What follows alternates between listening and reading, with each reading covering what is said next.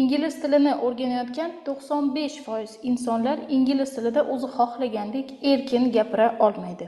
Yillab grammatik o'qishadi, testlar yetishadi, Murphyni tugatishadi, kurslarga borishadi, millionlab pul sarflashadi, lekin o'zlari xohlagandek erkin, bemalol istalgan mavzuga gapira olishmaydi. Ismim Madina Fozilova, 13 yillik tajribaga ega ingliz tili o'qituvchisi, IELTS tutor va sinxron tarjimonman. Bakalavr, magistratura va hozirda PhD tadqiqotimni aynan qiyosiy tilshunoslik, ya'ni ingliz tilidan dars berish bo'yicha qilib kelyapman va mana shu hozirgi 20 daqiqada sizga speakingni qanaqa qilib chiqarish va nima qilish kerakligini qisqa lo'nda qilib tushuntiraman. Tayyor bo'lsangiz ketdik o'rtoqlar. B2 darajasida erkin gapirish uchun sizga juda ham kerak bo'ladigan narsa bu 150 soat limiti. Men hazillashib 150 soat limitini men shunaqa ambassadorman, 150 soat limitini ambassadorman deb hazillashib aytaman. Okay guys, kelinglar, 150 soat limiti nima aslida? Mana shu narsani sizga hozir po polочкам tushuntirib beraman. Etap B2 ga darajasiga chiqish uchun sizga road map, ya'ni xarita beraman. Nimalarni qilishingiz kerak, qanaqa sizda chuvstvolar bo'ladi va natija qanaqa bo'ladi o'rtoqlar. Okay. Grammatika, reading B1, B2 darajada sizda, balki C1, C2 da ham bo'lishi mumkin. Lekin speaking va writing juda ham ko'p holatlarda A1 yoki A2 darajasida. Va buni men to'g'ri tushunaman. O'rtoqlar, menga ko'pincha vakansiyaga ish so'rab yoki bo'lmasam даже o'quvchilar bilan gaplashganimda, menda hattoki multi-level B2 sertifikatim bor deyshadi. Okay, that's really nice. So let's talk. Gaplashganimdan keyin sezamanki A1, maksimum A2 darajada gapirishadi. Okay, kelinglar mana shu yerda bitta eslab o'tamiz. Skilllarimiz bor. Receptive, ya'ni ko'nikmalar ikki turga bo'linadi. O'zi 4 ta ko'nikma bor. Reading, writing, listening and reading. Va receptive bor va productive bor. Bu narsani juda ham ko'p aytganman. Agar siz meni oldin qayerdadir Instagram yoki Telegram kanalimda ko'rgan bo'lsangiz yoki jonli darslarda qatnashgan bo'lsangiz juda ham yaxshi bilasiz. Receptive skills, receptive ko'nikmalari, ular yangi informatsiyani qabul qilishadi. Productive skill esa ular yangi informatsiyani ishlab chiqarishadi. Ya'ni biz ingliz tilida nimanidir o'qib yoki eshitib olishimiz oson. Shuning uchun juda ham ko'p sertifikatlarda reading va listening bo'yicha ballar baland va speaking va writing da past. Ya'ni biz informatsiyani ingliz tilida kam chiqaramiz yoki chiqarishga qiynalamiz. Shuning uchun ko'p sertifikatlarda speaking va writing past bo'ladi. Va multi-level imtihoniga topshirayotganlar ham xuddi shu muammo. O'rtoqlar, hozir men sizga B2 darajasida erkin gapirish uchun 150 soat limiti qanchalik muhim narsaligini qadama-qadam tushuntirib beraman. Menda hattoki shunaqa случай bo'lgan, bitta ustoz ingliz tilidan 6 yildan beri dars bergan, lekin o'zi speakingda erkin B2 da gapira olmas edi, lekin o'zi B2 darajadagi o'quvchilarni o'qitar edi o'rtoqlar. Bu vaziyatni misolini sizga keltiryapman, ustidan kulish yoki qoralash ma'nosida emas albatta. Shunchaki hattoki ustozlarda ham bu muammo uchrab turadi. Okay. Qaranglar. Ingliz tilidan 6 yil dars berib, lekin speakingga B2 emas bo'lgan ustoz va 0 dan boshlab 3-6 oyda B2 speakingdan o'rtoqlar, speakingdan B2 darajasiga chiqish. Demak, bu narsani siz 150 soat limiti yordamida qilishingiz mumkin ekan. Ya'ni aytmoqchimanki, o'rtoqlar, yillab grammatika, lug'at yodlashingiz, hattoki kurslarga borib ham siz B2 darajasida erkin gapirmasligingiz mumkin. Lekin mana shu 150 soat limitini qilib 0 dan 3 yoki 6 oyda speakingdan B2 darajaga chiqishingiz mumkin. Qanaqa qilamiz? Hozir men sizga magic qilib o'rgataman. Ketdik. Okay guys. 150 soat limiti aynan active speaking practice yordamida chiqariladi. Ya'ni okay, active speaking o'zi nima degani? Siz faol tarzda gapirasiz. Ya'ni albatta o'zingiz gapirganda fikr xayollaringizni ingliz tilida ifodalaganingizda, dialoglar, monologlar qilganingizda, ingliz tilida fikrlashga majbur bo'lganingizda, mana shu 4 ta vaziyatda siz rostdan ham active speaking qilayotgan bo'lasiz. Va mana shunaqa shug'ullanganingizda 150 soat limitini bosib o'tishingiz mumkin bo'ladi. Okay, let's go ahead. Hisoblanadi nima? Ustoz bilan speaking qilsangiz, speaking clubda qatnashsangiz, sherik bilan speaking qilsangiz, savollarga ovoz chiqarib javob bersangiz va yolg'iz speakingni practice qilsangiz, bular haqiqiy active speaking praktikasi hisoblanadi. Nima hisoblanmaydi? Serial ko'rish, kitob o'qish, reading qilish, test yechish, podkastlarni qilish yoki qanaqadir listening practicelarni qilish. Bular active speaking hisoblanmaydi. Va mana shu narsalarni qilganingizda siz baribir ingliz tilidan gapirishni boshlashingizga qanaqadir katta ta'siri bo'lmasligi mumkin. Lekin mana bu narsalarni qilganingizda aynan speakingdan B2 darajasiga chiqishingiz уже ancha yaqinlashadi. Okay. Kelinglar endi raqamlarni gapirtiramiz. Okay, 150 soat limiti dedik. 1 soatda 60 daqiqa bor. Demak, 150 soati bu 9000 minut degani. Demak, agar siz har kuni speakingni 15 minutdan bajarsangiz, siz 150 soat limitini 1 yil 8 oyda tugatasiz. Agar siz har kuni 30 minutdan shug'ullansangiz, bu limitni 10 oyda tugatasiz. Agar siz 1 soat har kuniga shug'ullansangiz, bu limitni 5 oyda o'tkazasiz. Endi esa o'rtoqlar, 1 soat o'quvchi speaking qilganida o'rtacha 500 tadan 600 tagacha so'zlarni ishlatadi. Demak, siz 1 soat speaking qilganingizda siz active vocabulary'da 500-600 ta so'zlarni ishlatasiz. Mana shu yerda, mana bu orolchada men sizga tushuntirmoqchiman. Bizni lug'at boyligimiz active va passive bo'ladi.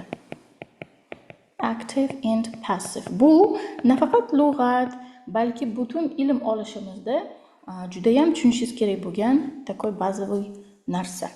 Active va passive. Buni miyangizdagi ikkita yashik korobka deb tasavvur qiling. Yangi bilim oldingiz, uni prosta saqlab qo'ydingiz, undan foydalanmayapsiz. U passiv korobkaga, yashikka tushdi. Agar siz yangi bilimni oldingiz va undan уже foydalandingiz, unda u aktiv yashikka tushgan bo'ladi. Misol uchun, yangi retsept ko'rdik pirogda qizlar, tezda o'sha retsept bo'yicha nimadir tayyorladik, aktiv retsept. Reelslarni qabristoni bo'lgan o'sha Instagramda save qilib saqlanib qilib qo'ygan bo'lsak, shunchaki passivga tushishi mumkin. Xuddi shunday so'zlar ham. Agar siz so'zlarni receptive skilllarda bemalol taniy olasiz, ya'ni readingda va listeningda o'sha so'zni ko'rsangiz bemalol taniysiz, lekin o'rtoqlar, speaking bilan writingda ishlata olmaysiz. Agar mana shu holat bo'lsa, sizdagi so'zlar passiv lug'atda. Agar siz speaking va writingda ham, ya'ni ham both receptive and productive skillsda bemalol ishlata olsangiz, demak, u so'zlaringiz sizda active vocabulary'da turgan bo'ladi. Okay, endi esa qaytamiz. Nima haqida gapirayotgan edim, Madina? Tak, 1 soat speaking qilsangiz, demak, siz mana shu active so'zlarni 500 tadan 600 tagacha ishlatasiz. Endi esa 150 soat davomida taxminan 900 mingdan, uzr, mana shu yerda bitta nur oshib ketibdi. Gumanitariyman. 90 mingdan 200 minggacha aktiv so'zlarni ishlatishni boshlaysiz ekan. Mana shu yerda neyronna baza haqida gapirmoqchiman.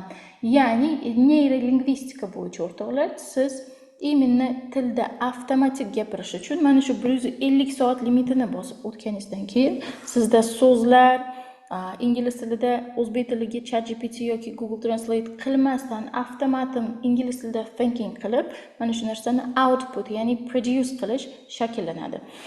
Xo'sh, o'rtoqlar, darsda davom etamiz. Siz bu limitni qachon tugatasiz? Diqqat bilan. O'rtacha bitta o'quvchini, o'rtacha statistik o'quvchini oladigan bo'lsak, hozir ingliz tilini o'qiyotgan juda ham ko'p o'quvchilar haftada 3 marta 1,5 soatdan ingliz tiliga borishadi, to'g'rimi? Haftada 3 marta, oyiga 12 ta dars degani. Okay, ana shu 12 ta darsda o'quvchi o'rtacha necha daqiqa ingliz tilida gapiradi? Mana masalan, siz ingliz tilida darsga borasiz. Aynan o'sha darsda ustoz sizni eshitib, tinglab, active speaking qilishingiz necha daqiqa davom etadi? O'rtacha 3-5 daqiqa. Qo'shilasizmi? Chunki 1,5 soatlik darsda ustoz sizga 15 minut gapirishga beradimi? Masalan, hamma jim turibdi, har darsda yoki bo'lmasam hatto bir haftada bir marta siz kamida 15 minut active speaking qilasiz. Ustoz sizni bo'lmasdan tinglab, sizga keyin feedback beradi. Ana shu haftada 3 marta bo'lgan kursingizda. Bo'lishi mumkin agar u kurs faqat speaking darsi bo'lsa. Boshqa juda ham ko'p holatlarda qanaqa metod bo'yicha dars o'tiladi ustozlarda? Men yana bir marta aytaman, bu yerda qoralash yoki va hokazo emas, shunchaki tushuntirish. Ildizi nega speaking chiqmayapti? Mana shu narsani ildizini raqamlarda ko'rsatib bermoqchiman. Demak, o'rtacha statistik darslarda qanaqa bo'ladi? Ustoz materialni tushuntiradi, ya'ni teacher talking time juda ham ko'p bo'ladi. Ya'ni ustoz asosan ko'proq darsda gapiradi, o'quvchilar eshitadi, informatsiyani qabul qiladi, vazifani oladi va uyga ketadi. Okay. Endi matematikani davom ettiramiz. Yaxshi, bitta darsda 3-5 minut gapirsangiz, bir oyda 1 soat gapirgan bo'lasiz. 3 oyda esa 3 soat gapirgan bo'lar ekansiz. Okay. Endi esa nega sizda hali ham speaking chiqmayapti deb o'ylanasizmi o'rtoqlar? Mana sizga tayyor matematika bilan bir oyda darsni o'zida qancha soat, ya'ni qancha vaqt ingliz tilida active speaking qilishingizni men sizga hisoblab berdim. Demak, bir oyda 1 soat, 3 oyda 3 soat darsni o'zida active speaking qilar ekansiz. O'rtoqlar, agar shunaqa tempda, shunaqa tezlikda ketsangiz, siz 150 soat limitini nechta umr ketish kerak deb o'ylaysiz bosib o'tish uchun? Menimcha juda ham ko'p. Okay, endi esa keling, mana shu 150 soat limitini bosib o'tish uchun qanaqa road map, ya'ni qanaqa shaglar qilish kerak? Mana shundan oldin men sizga bu narsani yaxshi tushuntirganim yaxshi. 150 soat limiti bizga haqiqiy B2 darajasiga chiqishimizga eng oson, eng to'g'ri yo'l.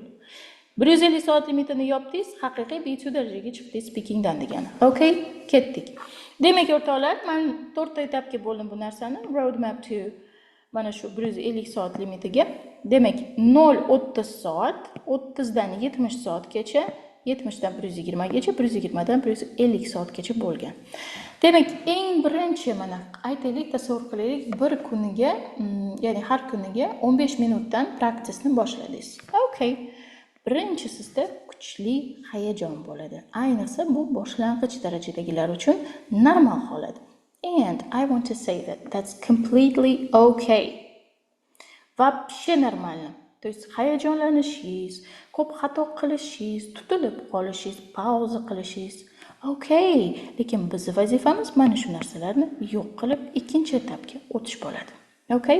Va yana bitta narsa, endi boshlaganingizda miyada tarjima qilish, ya'ni miyada men aytaman, Google Translate qilishadi o'quvchilar. Mana shu narsa bo'ladi. Okay, dars ketamiz.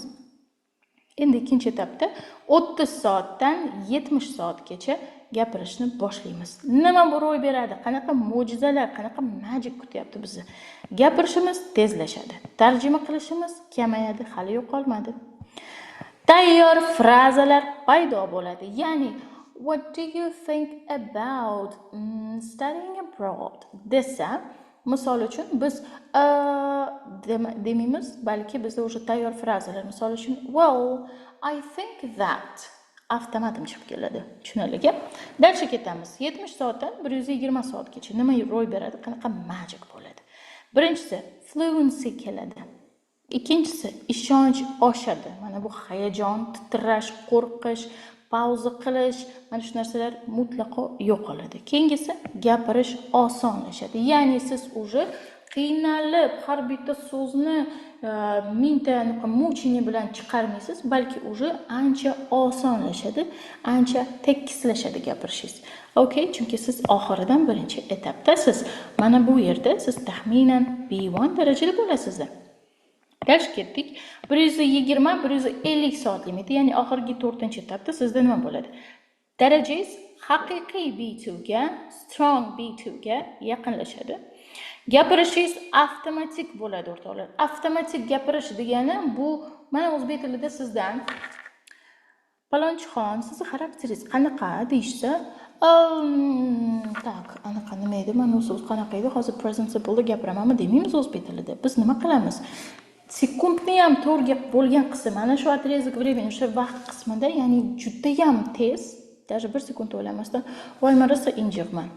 quvnoqman, odamlar bilan lo'liga o'xshab tez oson chiqishib ketaman va hokazo va hokazo. Endi tez keladi. Endi tasavvur qiling, ingliz tilida ham mana shu fikrlash, ya'ni o'sha pauza, miyada tarjima qilib olish, mana shu narsalar yo'qolsa, xuddi ona tilingizdek 1 sekund, maksimum 1 sekundda javob qaytarish mana shu etapda boshlanadi. Daraja B2 ga yaqinlashadi, haqiqiy B2 ga.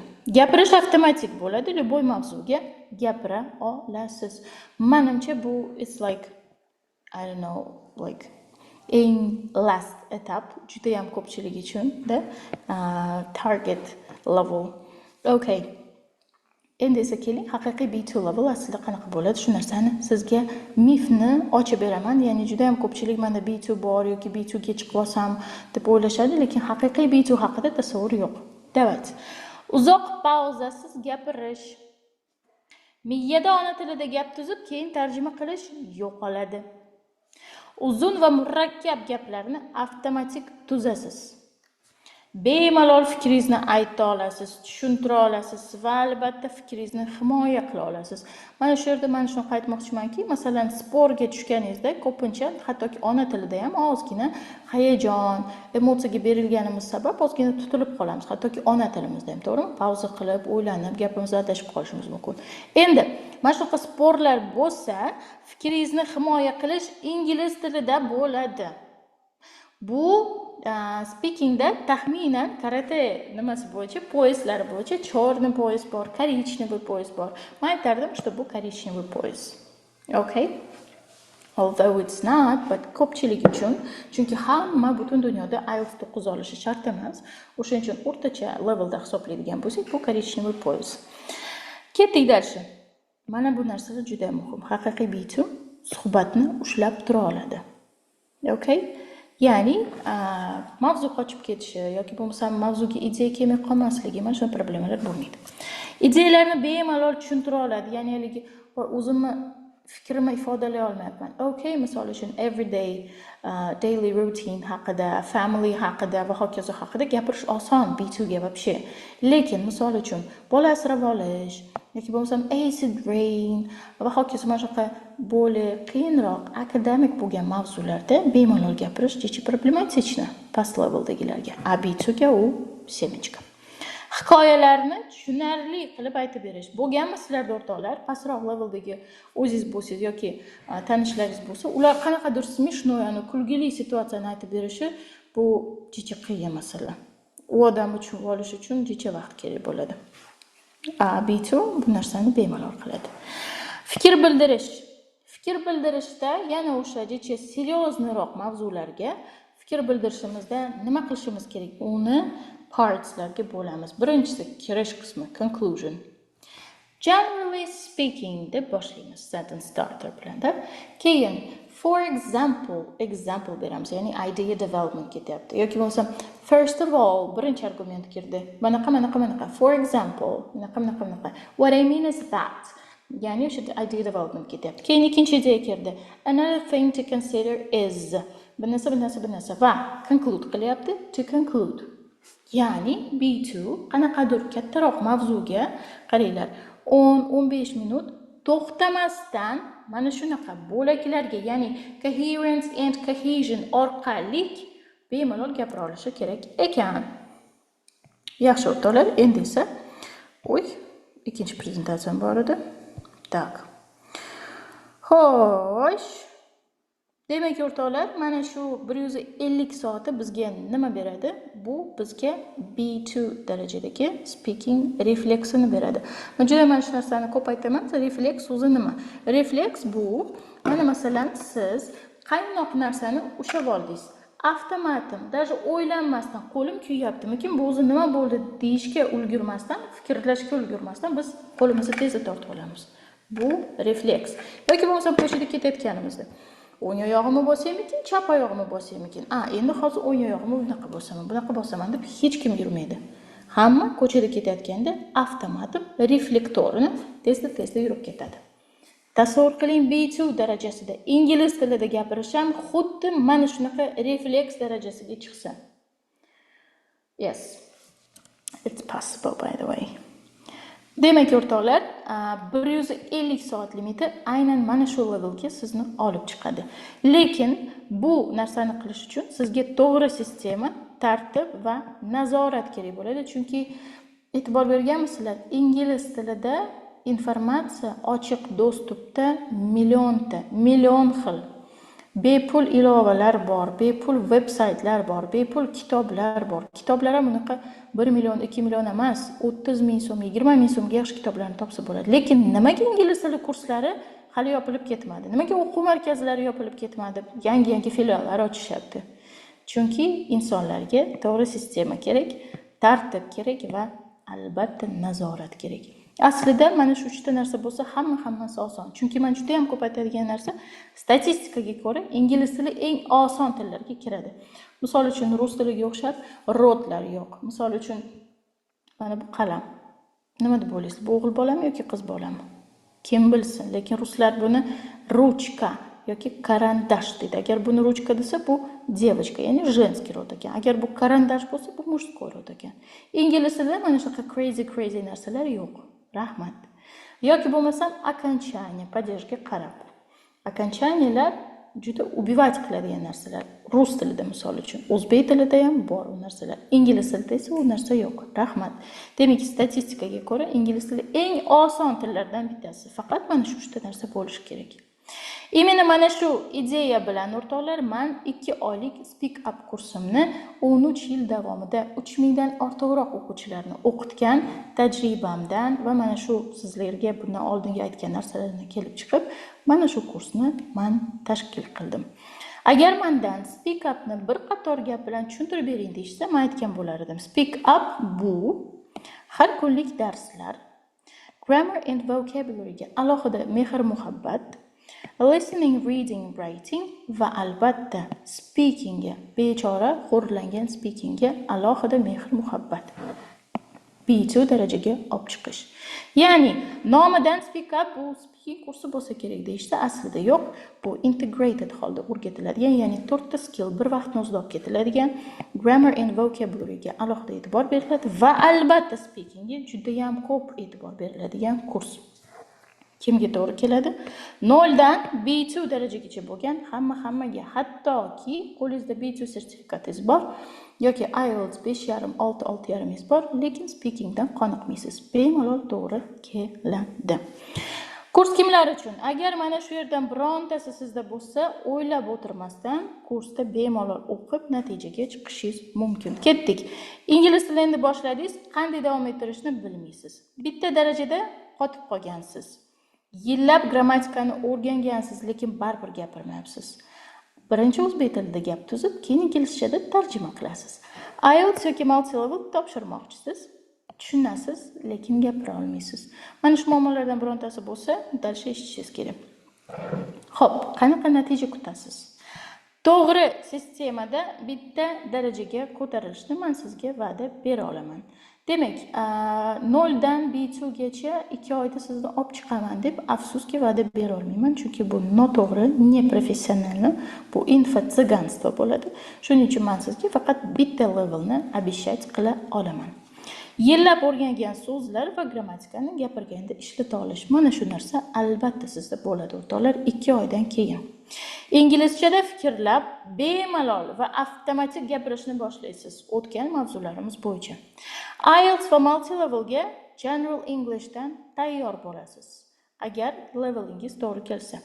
Eshitganda tushunib, bemalol qo'rqmasdan gapirishni boshlaysiz mana shu 2 oylik kursda. Hamma sohada yangi imkoniyatlar. Menimcha bunga qanaqadir ortiqcha kommentariyalar kerak emas, chunki ishda lavozimingiz oshishi, chet elga bemalol komandirovkalarga chiqishingiz, tadbirkor bo'lsangiz, chet elga ko'p chiqsangiz, o'sha hamma yo'lingizda uchraydigan odamlar bilan o'zingiz ingliz tilida mazza qilib bemalol gaplashishingiz, magistratura, bakalavriat, PhD ga to'siq bitta mana shu sertifikat bo'lsa, mana shu 2 oydan keyin bu masala hal bo'lishimi, bilimingiz oshishimi, daromad qilishingizmi, freelansda butun dunyoda любой kompaniyada onlayn ingliz tilida ishlasha olishingizmi, hammasi o'rtoqlar bular yangi imkoniyat. Mana bu Speak Up kursimda o'qigan o'quvchini, ya'ni agar Speak Up kursimga kirsa, o'quvchini taxminiy haftalik jadvali mana shunaqa bo'ladi. Haftada 3 marta 1,5 soatdan asosiy darslar. Xohlasangiz buni odd days, xohlasangiz even days ga ko'chirib olasiz. 1,5 soat davom etadi. Uy ishi beriladi mana shu darsda.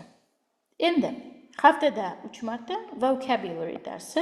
Chunki juda ham ko'p holatda men ko'rar edim, o'quvchilar o'sha so'zlarni kimdir tekshirib olishini, kimdir o'zini singlisini, ukasini xit qilib yuboradi. Mana shu so'zlarimni bitta ko'rib ber, tekshirib ber va hokazo deb. Keyin ko'pincha noto'g'ri talaffuz bilan yodlashadi. Sizda 2 soat davomida videoda vocabulary darsi davom etadi va mana shu yerda 10 minut ichida bemalol vazifangizni topshirib chiqib ketsangiz bo'ladi, o'rtoqlar.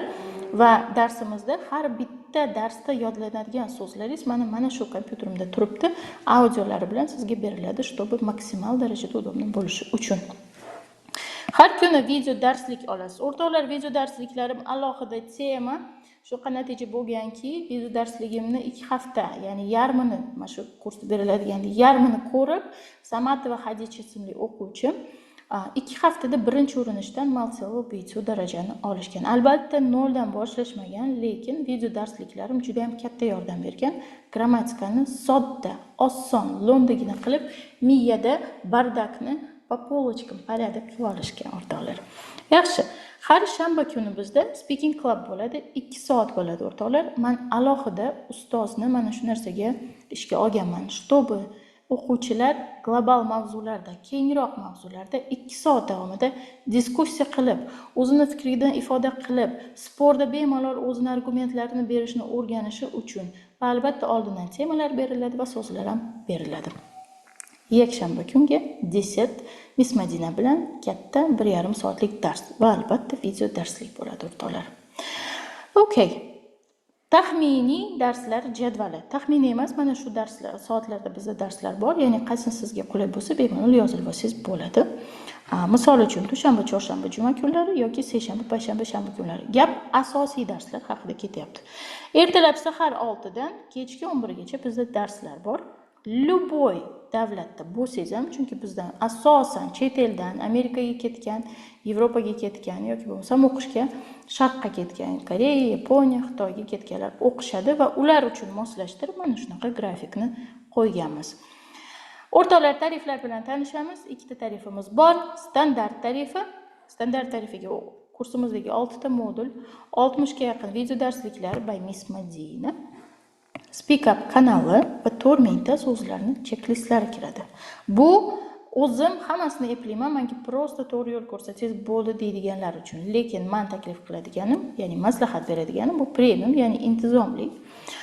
Standartdagi hamma narsa bo'ladi. Bundan tashqari siz bilan 3 ta ustoz ishlaydi. Miss Madina main teacher va speaking teacher. O'rtoqlar, menimcha ko'pchilik kurslarda hali bunaqasi yo'q. Har kuni jonli darslar. 2 oy davomida 56 ta dars olasiz. 24 ta main teacher bilan asosiy dars. Bular jonli hammasi. 24 ta speaking teacher bilan vocabulary dars. 8 ta Miss Madina bilan katta dars. Mana bu yerda Miss Madinadan siz hali 60 ta video darslik ham olyapsiz. 8 ta speaking clubs. 4 ta individual dars agar mabodo sababli yoki kasal bo'lib darsga qatnasha olmasangiz. Jonli darslarni zapisi ham beriladi. Ya'ni offlaynda ko'pincha shunaqa minus bo'lganki, ustoz bitta mavzuni yaxshilab tushuntirdi. Misol uchunda mavzuni yaxshilab tushuntirdi, lekin o'quvchi qaysidir momentini tushunmadi. Mana shu joyida ustoz, ya'ni o'quvchi zapisni bemalol qayta ko'rib olib, o'sha joyini bemalol tushunib olishi mumkin bo'ladi. Va albatta, yakshanba kunlari biz har xil nominatsiyalar bo'yicha Big Quiz Day, ya'ni 200 ming so'mni o'ynaymiz, чтобы o'quvchilarga motivatsiya bo'lishi uchun. 4 marta o'ynasangiz 800 ming so'mni bemalol yutuq sifatida olib ketishingiz mumkin bo'ladi. Albatta, qattiq nazorat. Haftada 3 marta berilgan uyga vazifaga ustoz sizga deadline qo'yadi va o'sha deadline, ya'ni srokka uyga vazifani topshirishingiz kerak bo'ladi. Uyga vazifa albatta tekshiriladi, o'rtoqlar. Ustoz sizni jonli darsga kirish-kirmasligingizni nazorat qilib turadi. Doimiy aloqada ustoz va yana bitta assistent bo'ladi, o'rtoqlar. Qanaqadir texnik tarafdan savollaringiz bo'lsa. Zamonaviy metodika va darslar. O'rtoqlar, ko'rib turibsizlar, interaktiv doskamizni va undan tashqari darslarimizda juda ham ko'plab qisqa qilib aytganda 21-asr texnologiyalarini ishlatamiz. Technology is key to success. Komfort va yoqimli muhit yaratishga juda ham harakat qilamiz, chunki o'quvchilar speakingni chiqara olmasligini eng katta sabablardan bittasi bu uyatchanlik va tortinish. Va biz bunga qarshimiz. Sertifikat beriladi albatta va bitiruv kechasi Toshkent shahrida kursimizni muvaffaqiyatli yakunlaganimizdan keyin hammalaringizni yuzma-yuz offline ko'ramiz va bayramona tarzda sertifikatlaringizni topshiramiz o'rtoqlar. Okay. Endi esa kelinglar, hech kimni огородiga tosh otmagan holda oddiy kurs va любой рандомный среднестатистический oddiy kursni olamiz va speak upni solishtiramiz. Oddiy kursda ko'pincha grammatika, testlar va juda borsa readingga fokus qilinadi. Aniq muddat va programma ko'pincha yo'q, afsuski cho'zilib ketadi kurslar. Haftada 3 marta 2 oydan 24 ta dars olasiz. Bitta ustoz ishlaydi va sertifikat beriladi, balkim berilmas. Speak upda biz grammatika va speakingga alohida e'tibor beramiz, chunki meni filosofiyam shundaki, speaking grammatikasiz chiqmaydi. To'g'ri gapirish uchun grammatika shart. Listening, reading, vocabulary va writingga e'tibor beriladi, albatta. Hammasi bilan birgalikda. 2 oylik programma. Mana shu kompyuterimda o'quvchi qaysi darsda qaysi so'z yodlashi, menda har bittasi tartib bilan turibdi. Har bittasini ruchnoy o'zim terib chiqqanman o'rtoqlar.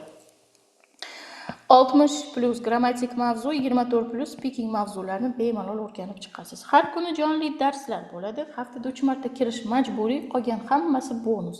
Ishli bo'lsangiz, juda ham band bo'lsangiz, qolgan hammasi o'zingizga ixtiyoriy bo'ladi. Lekin haftada 3 marta kirish majburiy. Chunki sizga ham, menga ham eng katta prioritetim bu natija.